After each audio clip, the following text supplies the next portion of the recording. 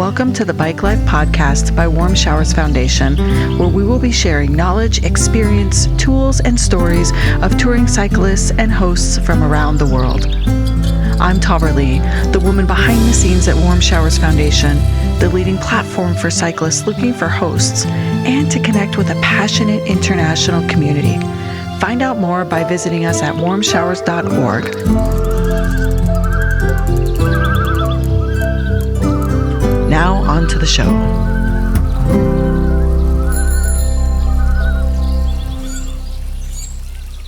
Hello, this is Jerry Kopak, the host of Bike Life, coming to you from the mountains of Breckenridge, Colorado.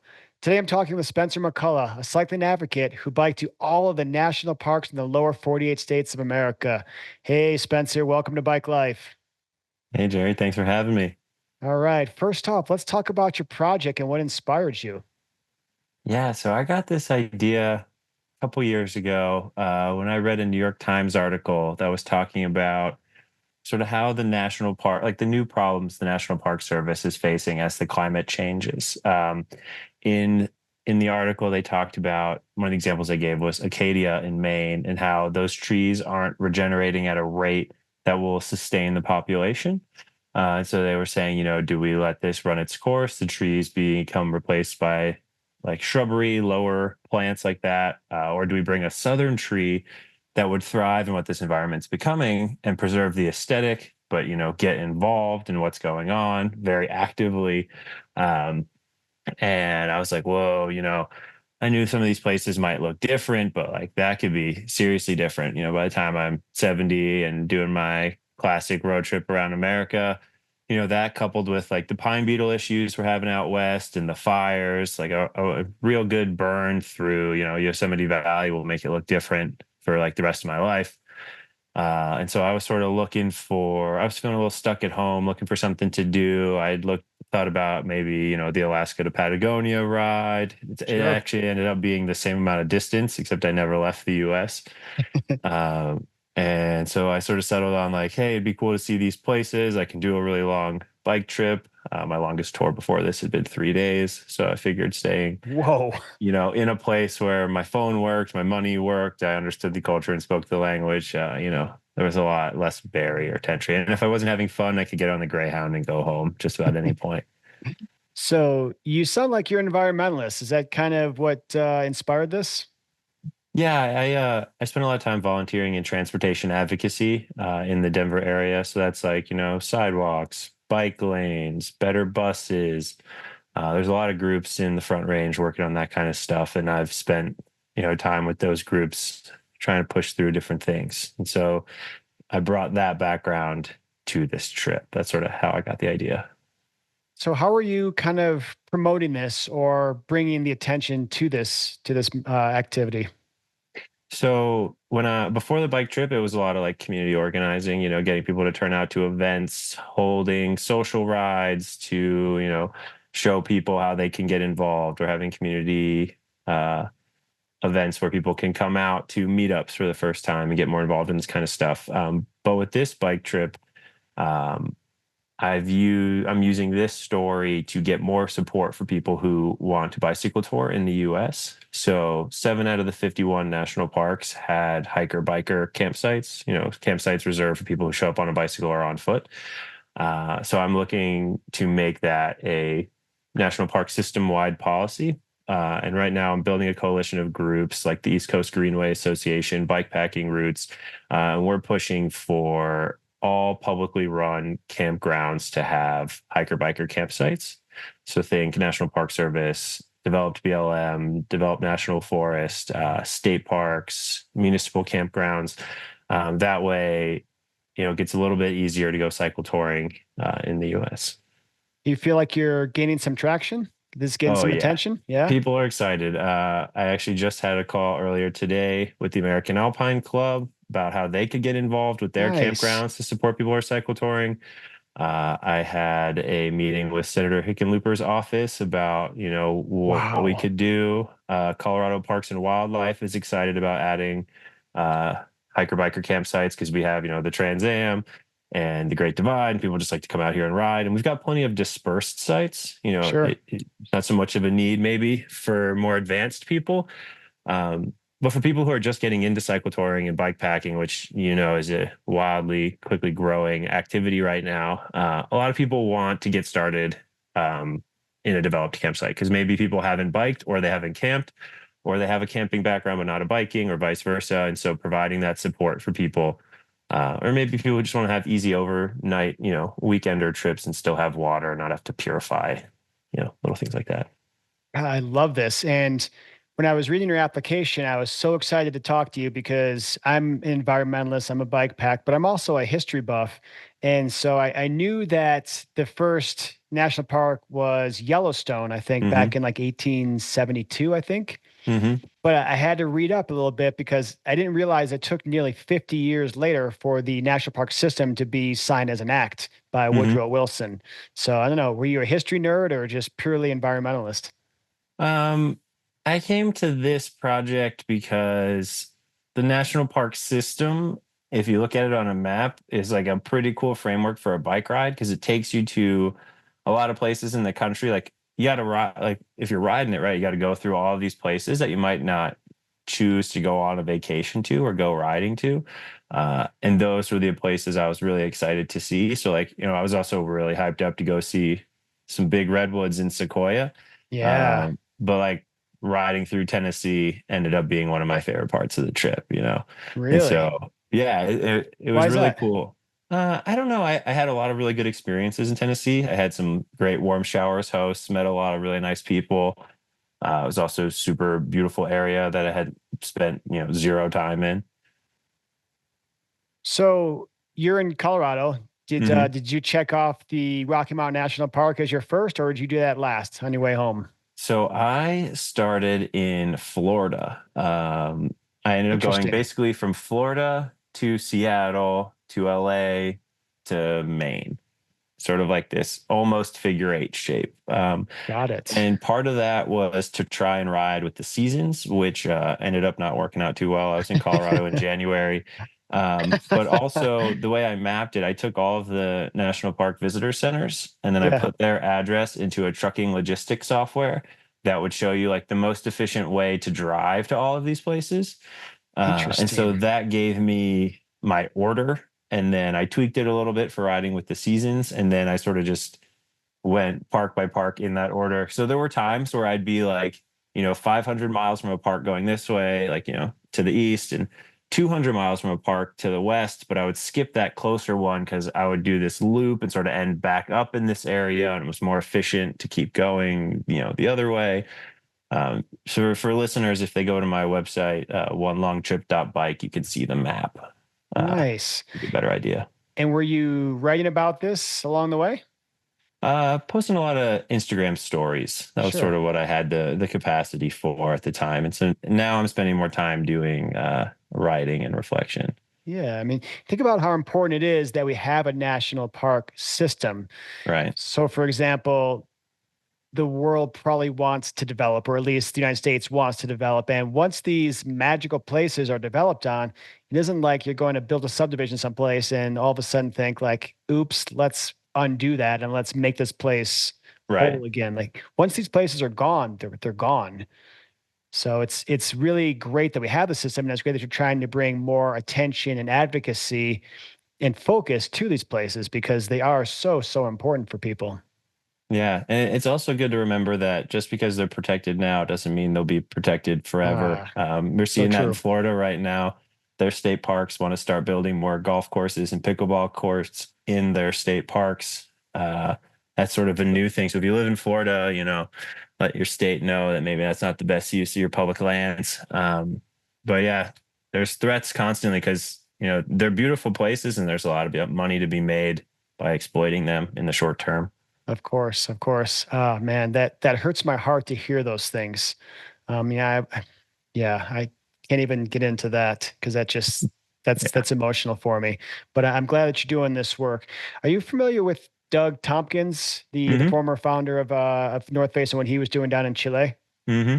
Yeah. I've I watched mean, 180 Degrees South many yeah, times. yeah, same. It's one of my favorites, and it's so interesting because he tells a story about how he and his wife were buying up large plots of land in Hmm. Chile, and all the locals were saying like, "God, it's just some rich white guy who's just going to take it and develop it." And what he did is Yeah. he put it into conservation and gifted it back to the government, which gives me goosebumps to hear those kind of actions out there. Yeah. And he even made the government match or exceed his donation of land to get that land back from him, which was really cool. Yeah. So you said 51 national parks. How Hmm. long did this project take you? The riding was 411 days. And from when I mapped this route to when I took off was like a year and a half. Okay. You said sounds like you weren't unfortunately able to time the seasons too well. So I'm guessing Rocky Mountain National Park in January. I've been there in January to go skiing. Not so great in the wintertime. But the Did you? hotel rates in Estes are fantastic if you need a place to stay. They're like $60 for a 2 bedroom. So check out Ah, Estes Park in January. that makes sense. Did you end up hitting, I don't know, Florida or someplace in the middle of July or August? I started in Florida in April, which I Okay. thought would be like a reasonable time to be there. And Sure. I was expecting to see all of these people biking, in the Keys and stuff. Yeah. And a couple warm shower hosts I had in Florida were like, "You're probably our last person for the season. It's about to get really hot." I was like, "Already? Oh my gosh." They're like, "Yeah, everyone comes through in like, February." I was like, "Oh, okay. Whoops." Because I had originally wanted to start in Maine, and instead of doing like a figure eight shape, just sort of do northern US, west coast, southern US. Um, but the snow wasn't melting out in Maine fast enough, and then I was going to be too late, in the year in other places, and so I ended up taking the train. My folks live like in the Philadelphia area, and so I like Okay. left my car and my stuff. And I took the train down to Miami and started there. My brother was just recently in Maine in Arcadia National Park, Hmm. and he was blown away by it. And he grew up in Colorado like I did, and he said it was just incredible. What was your take on Arcadia? So that was a funny one for me. Riding through Maine, I'd never really been up there. Maine is beautiful. It Sure. also blows my mind how big Maine is. Like you think Boston to Portland, Maine, not that far. Portland, Maine to Bar Harbor, super far. And it was super gorgeous. I'd love to go back, maybe with a boat and like tool around, but I'd been out on the road for so long. So I'd meet all these people as I'm just getting closer, and they're like, "Oh, are you gonna like stay for a week and check everything out?" And I was like, "No, I'm gonna get there. I'm gonna ride up Cadillac Mountain, do a lap around on the carriage roads, and then I'm gonna go home." Because I've been outside for so long. I would like to go home. Yeah, so I was curious about that. Were you on any kind of schedule, or were you just trying to make it to all these national parks, get through them, or were you taking some time to really soak in the natural beauty of them? Yeah, I had planned like at the most for it to take 18 months, and it took around 14. Um, and it sort of depended. By the end of the trip, when I had like three parks left, sort of when I like left Tennessee, it was like West Virginia, Virginia area. um, I had this moment where I sort of like realized I'd gotten everything out of this trip that I wanted to get out of it. Yeah, But I still had like two or three parks left. And so that segment just became like, how long can you sit in the saddle and how fast can we make this go by? yeah, And I still had like really cool times. Like I'd never spent any time in Cleveland or in Buffalo before, but I wasn't taking like 4 or 5 day breaks. I was sort of like, I could see the light at the end of the tunnel and I wanted to get out of there. okay. But at other times in the trip, when I was just totally in the trip, yeah, there was no schedule. It's like sort of whatever happened that day was what unfolded. It could be 100-mile day, or something really cool could appear in front of me, and it's a 20-mile day, or go anywhere. And then some of the national parks are absolutely huge, like Yellowstone or Hmm. Glacier, and they're so far out there. How much time did you spend in those? Because So they're incredible. yeah, it would depend on the park. Glacier, I was there for like 4 days, I think, Yeah, because I usually picked like a thing I wanted to do. Like if they had like a popular cycling climb, the whole trip was very like cycling centric. Like I didn't do a lot of hiking. I would go on some trail runs, but I usually like I didn't. Most times I didn't leave the bike somewhere and go camping and then come back to it later. But in Glacier, I wanted to ride going to the Sun Road. I wanted to see many glaciers, so I rode all the way across the park back there, camped out, and then rode all the way back through the park. At the Grand Canyon, the big thing to do would be go sleep at the bottom of the Grand Canyon. So that was one of yeah. the few places where I left my bike and I just took my pannier and like walked down to the bottom of the Grand Canyon, which was a pretty funny sight. One of the rangers lent me like a big like burlap bag that they use for carrying tools because I didn't really have anything to like, it's easy to carry the stuff when it goes on the bike. Once you have to Yeah, hold it yeah. in your arms, I don't have a bag for that. So they lent me a bag and I was able to secure a permit. There was availability when I got there. So I just spent the night down at the bottom. That's super fortunate too, because those Yeah. permits can be hard to come by in the Grand Canyon. Yeah. So I've had luck every time if you want it for that day. I've gone to the backcountry office and people will be like, I want it for tomorrow. And they're like, oh, well, we have nothing for tomorrow, but if you want to go right now, and people's plans usually aren't that flexible and they're not set up that way. Gotcha. What about the stuff in Utah? I think, is it like Arches? Arches, Canyonlands, Yeah, Bryce Canyon, and Zion. those are Big pretty four. magical places. It's like being in a whole nother world in those Yeah. places. Yeah, so I, for Zion, I rented, it was November when I was there, so I rented like the cold water gear and hiked the Narrows. wow, Two of my friends drove out because that was also the 10,000 mile mark, so I had some folks drive out from Colorado and meet me. We hung out there, and that was fun. 10,000 miles. Yeah. So you said that this trip was actually longer than going from Alaska to Argentina. So It's how like many the miles? same distance, so Is it really? 18,000 miles, yeah, which is also like the minimum if you were gonna like go for a speed record around the world. It's also 18,000 miles. 18,000. Any ambitions about going for a speed record around the world? No, thank you. But the Alaska to Patagonia ride is looking pretty good. Yeah. Uh, I jokingly called this my shakeout ride for Alaska to Patagonia, Yeah, just because, like I was saying earlier, like it was always easy to go home if I ended up not liking it. Now I'm for 2 days sure. into working again, and I'm like, all right, when can I get off next summer to go on the next one? How was reentry after that time period? Oh, it's been 2 months. It's been pretty weird. Uh, I think one of the things I notice the most is when you're on the bike, you have very few decisions to make, and the decisions you do make are very immediate. It's like, I'm hungry, I'm going to eat now. I'm tired, we're done for the day. But then when you're home, it's like, oh, well, in 2 weeks, I have this thing, and I got to book a ticket for that, and I'm coordinating with this group of people to go on this thing, Yeah. and I got to look at my schedule, and it's just like, it's so much nicer when it's just you and you just do what you want to do. Life definitely slows down and becomes very, very simple. So your only Hmm. job for the day is to get to the next place, wherever that is. And if you're camping, well, it's just stopping wherever you want to stop. And I remember when I was touring through, and I've done a fair bit of bike touring as well. And I was touring with a friend, and I Yeah. was new at this. And I asked my friend, it's like, well, where are we going to stop today? And he just said, we'll stop whenever the daylight goes away. Cause I was used to like, well, I need to get to this point every day. Like I'm targeting this town, this village, Right. this place. He's like, yeah, we're going to ride until it gets dark and then we'll just pitch our tent. And that was just so foreign to me.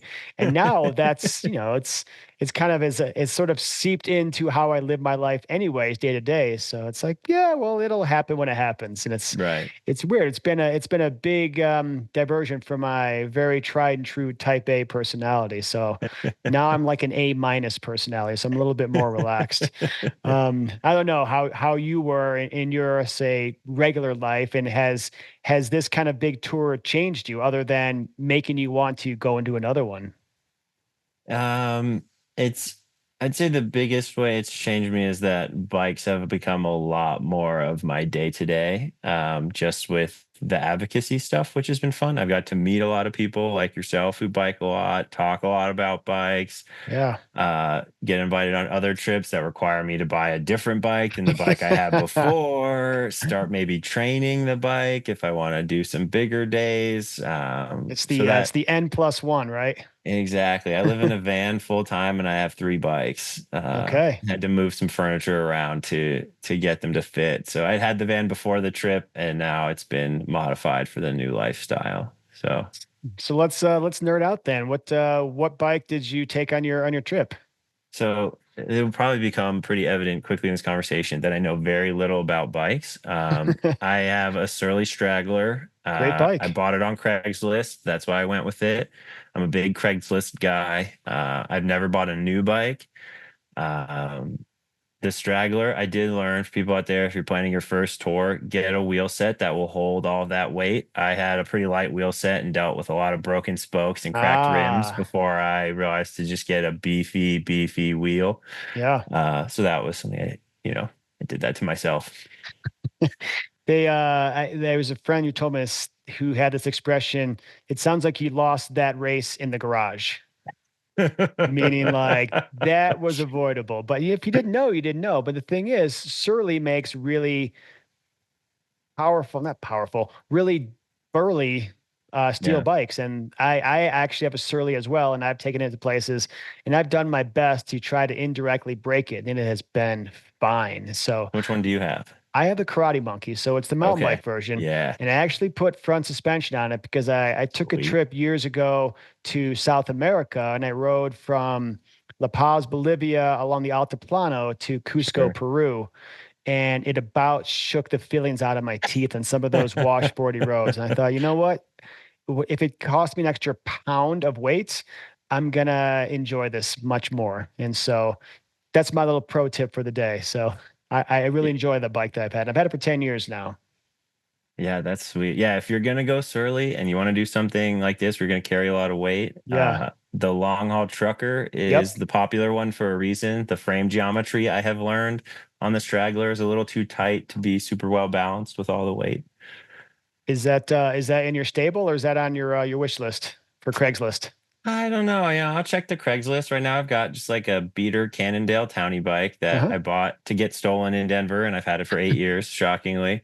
And then I've got the Straggler, which now that it has no weight on it is fantastic. Yeah. And then I just got this sort of like mountain bike basically, and went mountain biking for the first time. And for people out there who are mountain biking, I was running 40 psi because I thought that was super low, Nope. and learned that is super high. And I was like, how can I not make any of these turns? And then when I got done my ride at South Table, I was in a bike shop in Golden, and someone was like, bro, do that. Let me fix that for I you. know those trails well from having lived down in your neighborhood. So, um, along your trip, so was there anything that happened that said, "Holy crap, how am I going to get myself out of this one?" So people ask that question a lot. They want the drama. I had a nearly mechanical free for the most part trip. Like I said, I had a couple broken spokes, but those are easily fixable if you have one of those Kevlar string things. You can ride those for like 50 or 60 more miles. My worst mechanical, I was on this farm road in rural Texas and I got a flat. I went to take the front tire off. And when I went to take my axle off, it just snapped. Like the metal just fatigued and broke. Like so if you have like the quick release, Yeah. when I went to like pull the handle, the other side just shot off into the grass. It had like sheared. And I'm just standing there and I'm like, huh. And so I pull up on Google Maps, like where's the closest bike shop to me? It's like an hour drive away. I was like, oh God, this is gonna be a whole project. I'm like, at least a 20-minute walk to like the highway where there's gonna be anyone. And so I call, luckily I have service. I call the bike shop. I'm talking to the guys to make sure one, that they're open, that they'll be open the next day when I probably get there and that they have what I need.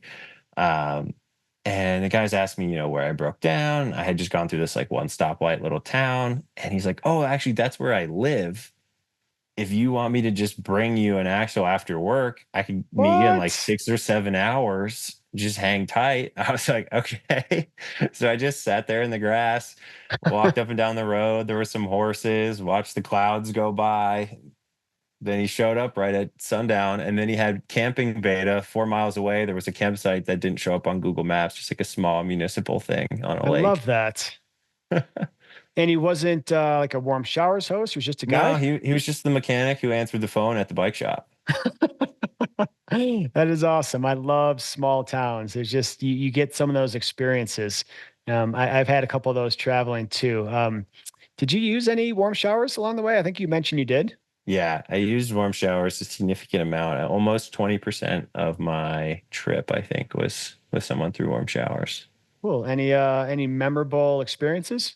Oh yeah. I mean, I made part of what made Tennessee so great. I stayed with Warm Showers host Lauren in Knoxville, I stayed with her coming out of the Smokies. We had such a great time that when I came back around, Knoxville's actually where that figure eight crosses over. Yeah. We had plans to meet up. I stayed for a few more days, and we still keep in touch to this day. Um, Oh my God, so many. I stay with people in Colorado. That was pretty fun because I was there in January. And so Right. usually when you're somewhere in season, Warm Showers hosts are like expecting you. And Yeah. so it's like January, and I would message people, be like, hey, I'm like a week away from your town. Do you even live here in the winter? Like Right. maybe you live somewhere else. And people are like, you're coming on a bicycle, right? I'm like, yeah, yeah, no, I'm bike touring. It's just January. I know.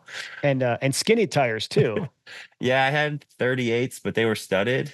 Oh, Um, you were studded. Okay. I don't know. I mean, they clear the roads pretty quickly here in Colorado. I don't know if the studs really made a difference, but 7 years of bike commuting in Denver in the snow was definitely Yeah. good practice for Yeah. riding in the snow.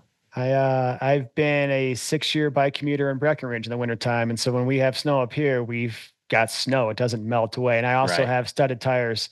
And I'll tell you, it makes a huge difference. So you had mentioned that maybe you weren't a lifelong cyclist, that you're kind of newer to this game.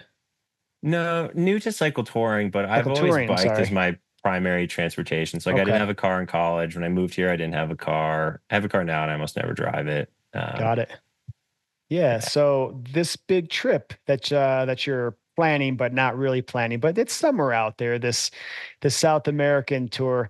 What's changing your ideas as far as how you would approach this? Would you change your gear, your mentality? What did you learn from this big one? Oh, biggest lesson I learned is to spend the money up front. Uh-huh. My Craigslist bike was like $800, but Okay. I think the steel and like the frame and the handlebars and the forks are like the only original parts at this point. And so I spent like, almost 3 grand like replacing and fixing things where I could have just spent 3 grand up front on really nice stuff. And then it maybe wouldn't have broken or needed to be replaced at the rate that it was.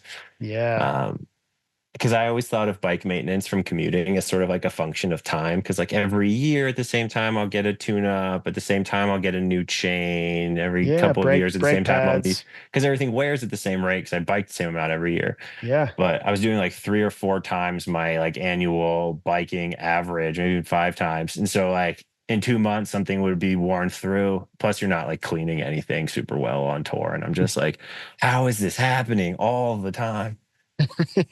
So your national park tour took, what do you say, like a year and a half? 411 days. Yeah. Yeah, yeah.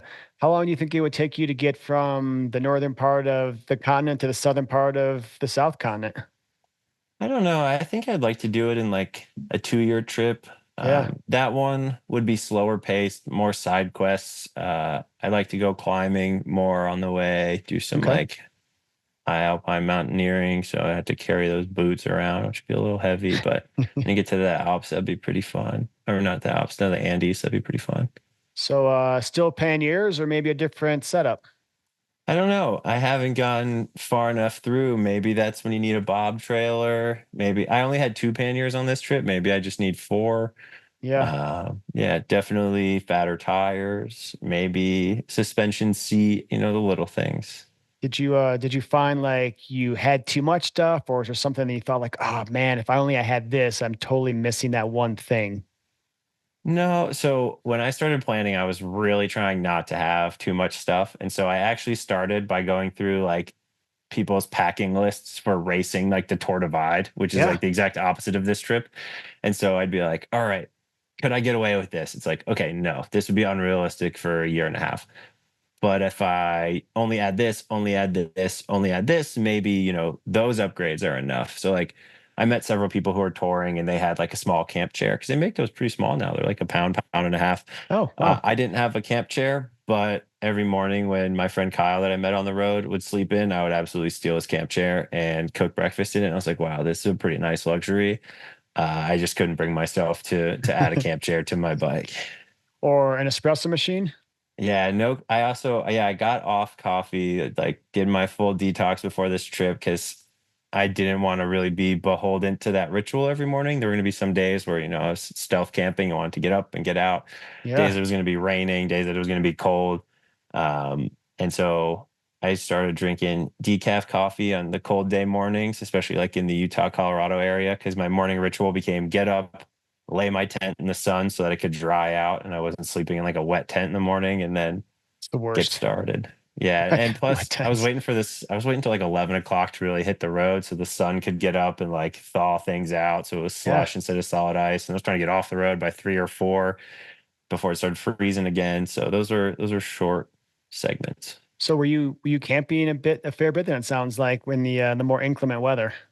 I was camping in Utah. I got I got across Colorado, like west to east on with warm showers. And then when I went south towards New Mexico, I had to camp a little bit more. Got it. Did you pick up any riders along the way, other people? Because I know the United States has a really good bike touring scene. So I know for me, I've met people along the way, become great friends. Wasn't sure if you found some other riders to share some miles with. Yeah, shout out to Kyle. I met him in North Dakota. He was doing the northern tier sort of, and I was riding the northern tier. And there's a guy on Warm Showers in Gackle, North Dakota, that built an addition off his house, and he hosts like 200 people a year.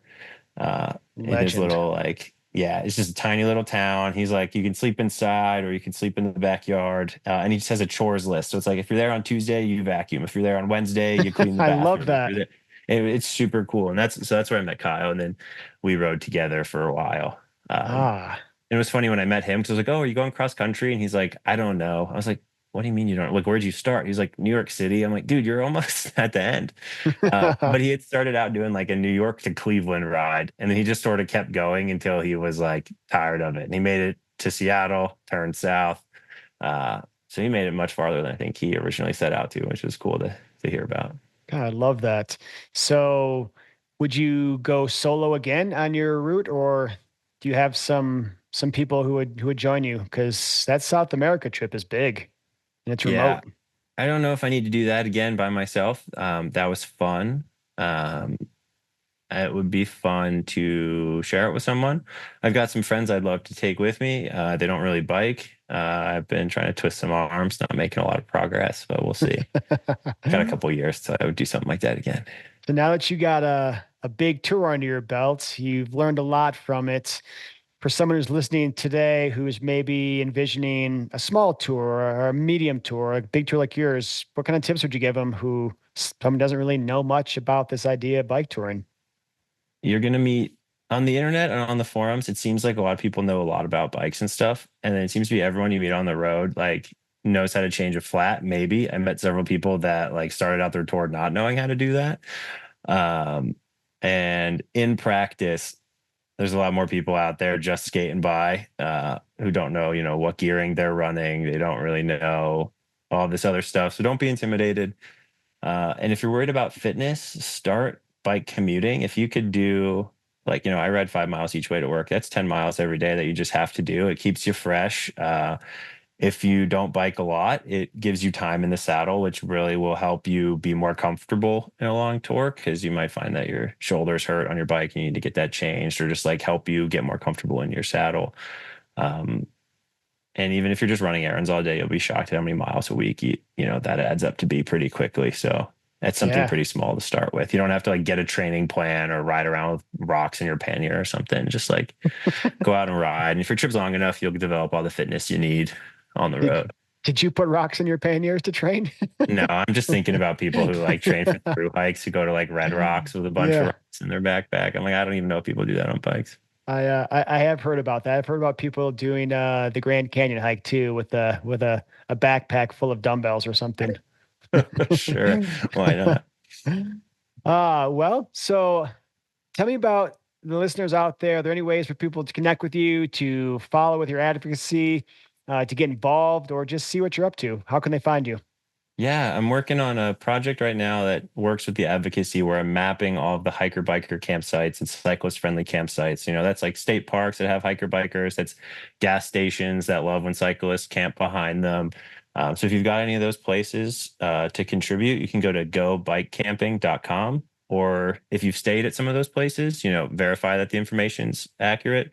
or check in just to show people, because you can check in on the site and leave, feedback, check in to show people that this is a popular spot that people camp. And then on Instagram, Spence XYZ. I post a lot more advocacy stuff and stuff from trips there. Awesome. We will have all those in our show notes for you guys to check out. And Spencer, I want to thank you so much for joining me. I love this conversation and I love what you're doing for the environment out there. Thanks for having me. This was fun. All right. You guys have all been listening to my conversation with Spencer McCullough. If you enjoy our show, give us a like, a share on your social channels, or maybe just tell your friends. These stories will hopefully inspire you to set off on your own bicycle adventure and maybe make the world feel a little bit smaller, one pedal stroke at a time. My name is Jerry Kopak, and until the next time, keep riding. Thank you for joining us, and we hope you enjoyed the show as much as we enjoyed making it. Wherever you are listening, please leave us a rating and a review, as it helps us reach more cyclists and hosts around the world. Visit us at Warmshowers.org to become a part of our community, or on Instagram at Warmshowers_org. If you would like to be a guest on the show or submit a question, please make sure to email us at podcast@warmshowers.org.